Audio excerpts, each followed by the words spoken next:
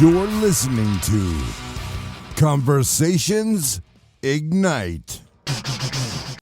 Welcome back, everyone. I'm really excited for today's episode. We'll be diving into the best U.S. cities to visit in no particular order. I'll be sharing some cool facts, travel tips, and my personal take on why these places are a must-see. Whether you're planning your next vacation or just curious, stick around and hopefully you'll find some inspiration. Now, for those of you who have been listening for a while, you know I love exploring the unique vibes of different cities. And today we're going to talk about places that offer a little bit of everything, whether you're into history, food, culture, or outdoor activities. So let's get started with one that's very close to my heart, Las Vegas. Vegas, what can I say? This city is just one of a kind. Whether you've been there before or you're thinking about making it your next destination, Las Vegas has something for everyone. I personally love staying at the Flamingo because of all the history tied to the place. And the energy you feel when you walk down the strip is unmatched. Fun fact, did you know that the Flamingo was one of the first luxury hotels on the strip? It opened back in 1946, and the guy who made it happen was Bugsy Siegel, who, yes, had some pretty heavy mob ties. I love that little piece of history. It's like you're stepping into a scene from a movie. But it's not all glitz and glamour. Vegas is also the entertainment capital of the world, with some of the biggest names performing here. The shows alone are worth the trip. If you're planning to hit up some of the big shows, whether it's Cirque du Soleil, a residency concert, or a magic show, book your tickets in advance. You can often find discounts or packages if you look early. Another tip, if you're on a budget, there are plenty of free attractions like the Bellagio Fountains or the Fremont Street Experience, which are totally worth checking out. Also, timing is everything when it comes to visiting Vegas. Fall and spring have the best weather. Summer can be a scorcher, but if you can handle the heat, the pools are where it's at. Just remember to stay hydrated. It is the desert after all. All right, so now that we've covered Sin City, let's head over to a place with a totally different energy, Miami. Miami, man, the first thing that comes to mind is the beaches and the nightlife, right? But there's so much more to Miami than just that. This city is a melting pot of cultures with a heavy Cuban influence that makes it such a vibrant place to visit. Fun fact, Miami is the home to the largest Cuban American community in the United States. You can see that influence everywhere, from the food to the music. Little Havana is the spot if you want a true cultural experience. You've got the Calle Ocho Walk of Fame dedicated to Latin stars, and you can't leave without trying an authentic Cuban sandwich. Trust me on that one. Miami is also famous for its Art Deco architecture in South Beach. I mean, just walking around South Beach feels like stepping back into the 1930s. Bright pastel buildings, palm trees swaying, and an ocean breeze. It's a vibe. When's the best time to visit? Definitely avoid the hurricane season, which is June to November. That can be a little dicey. But winter and spring are perfect. If you want to be in the middle of all the action, stay in South Beach. If you're looking for a more laid-back vibe, check out Coconut Grove or even the Design District. What are the must-see spots? Well, you've got to hit up Waywood Walls. It's this outdoor street art museum that's just incredible. And of course, a trip to Vizcaya Museum is a must for history and architectural buffs. All right, so we've gone from the glitz and glam of Vegas to the beaches of Miami. But now let's head to the city that never sleeps, New York. New York City. Whether you've been there or not, New York is one of those places that feels like you've seen it 100 times in movies and TV. But experiencing it in real life, now that's a whole different ballgame. Fun fact, did you know that New York is home to over 800 languages? It's one of the most linguistically diverse cities in the world. You can walk down a single block in Queens and hear everything from Spanish to French. It's incredible. Plus, Central Park is actually larger than Monaco, the entire country. How wild is that? But what really makes New York special is that it's got something for everyone.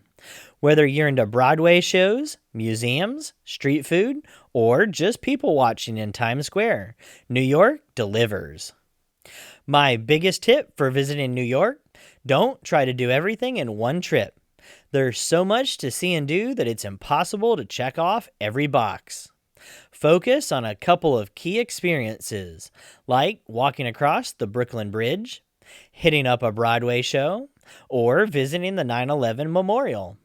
And hey, the Staten Island Ferry is free, and it gives you an amazing view of the Statue of Liberty. You can't beat that for budget travel. Another tip: visit during the fall or spring. The city comes alive in the fall with the crisp air, and the springtime blooms in Central Park are beautiful. Winter is magical too, but the crowds can get intense around the holidays. Now, from the bustling streets of New York, let's take a more laid-back turn and head to the West Coast, San Francisco. San Francisco is one of the most iconic cities on the West Coast. When you think of San Francisco, you probably picture the Golden Gate Bridge, but there's so much more to the city's charm. Fun fact: the Golden Gate Bridge isn't actually golden. It's painted international orange to help it stand out in the fog. And speaking of fog, the locals even have a name for it: Carl. And if you're in the city and you see the fog rolling in, just know that it's part of the experience. San Francisco is also built on more than 50 hills, so get ready for some steep walking. You've got neighborhoods like Haight-Ashbury, where the Summer of Love was born in the 60s, and of course Chinatown, the oldest and one of the largest Chinatowns in the U.S.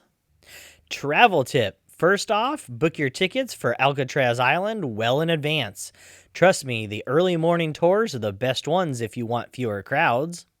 And while the cable cars might seem touristy, they're actually a really fun way to get around the city. Oh, and don't forget to visit Fisherman's Wharf. It's super touristy, but you can't miss out on that fresh clam chowder and a sourdough bowl. Day trips are a must too. Napa Valley is just a drive away if you're a wine lover, and Muir Woods offers incredible hiking through ancient redwoods. All right, now we've explored the West Coast, but it's time to head down to the heart of the South, New Orleans.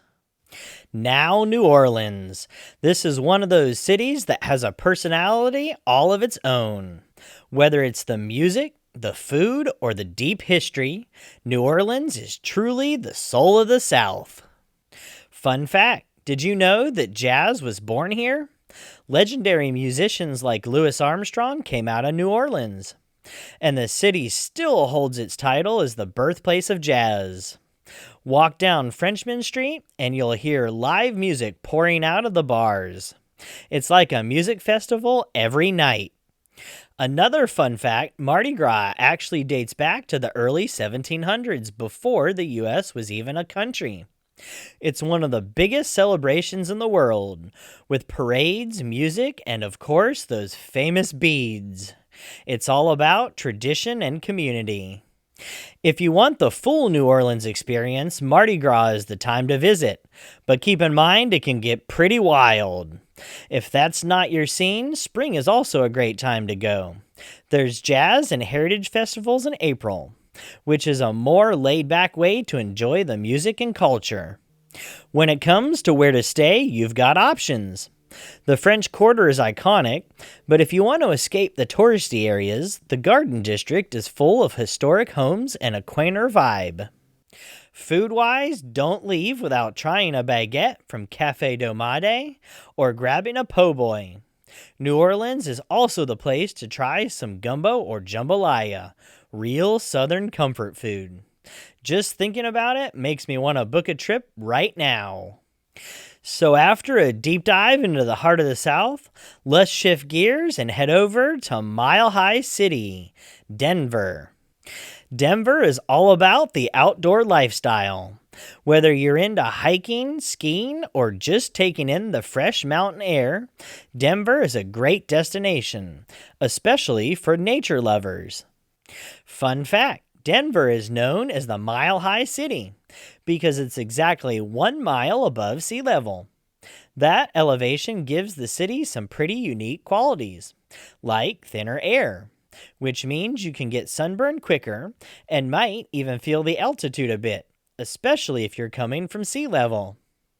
Another cool fact, despite its reputation for snow, Denver actually gets around 300 days of sunshine per year.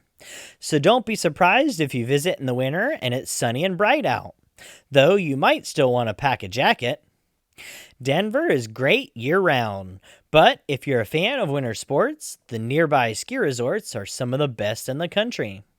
Summer is perfect for hiking or checking out Red Rocks Amphitheater.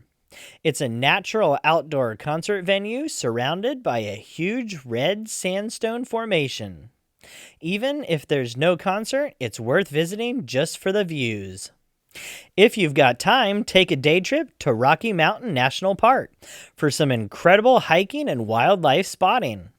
Another fun day trip is Boulder, which is a small town with a laid-back vibe and some really great breweries. All right, let's head down south again, this time to Atlanta, a city that's becoming a real powerhouse in culture and industry. Atlanta is such an interesting mix of old and new. It's a city with deep historical roots, but it's also a blooming modern metropolis with a huge influence on music, film, and tech. It's got a little bit of everything.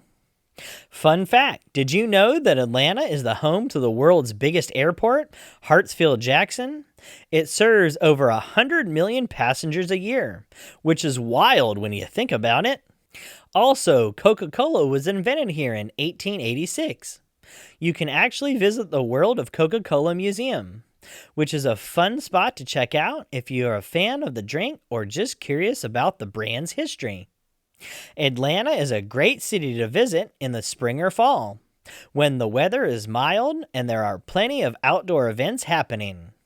The Beltline is one of my favorite spots in the city, a multi-use trail that circles through various neighborhoods with parks, street art, and food spots along the way. If you're into history, don't miss the Martin Luther King Jr. National Historic Park, where you can visit his childhood home and learn more about the civil rights movement. And if you're into marine life, the Georgia Aquarium is the largest in the world, with some truly incredible exhibits. Atlanta is also a foodie town. Grab some fried chicken at Mary Mac's Tea Room or check out the Varsity for some classic fast food. Southern food at its best. So there you have it, 7 of the best U.S. cities to visit, each with their own unique flavor and energy. From the non-stop action of Las Vegas to the soulful streets of New Orleans, the culture melting pot of Miami to the history and growth of Atlanta. These cities offer a little bit of everything. Of course, there are so many great places in the U.S. to explore, and this is just scratching the surface. But hopefully today's episode has given you some ideas for your next adventure. Whether you're looking for fun in the sun, a cultural experience, or just a change of scenery. As always, I'd love to hear your thoughts. What's your favorite city to visit and why? Drop me a message and maybe I'll feature your pick in a future episode. And until next time, remember, keep that fire burning. Thanks for listening to Conversations Ignite. See you next time.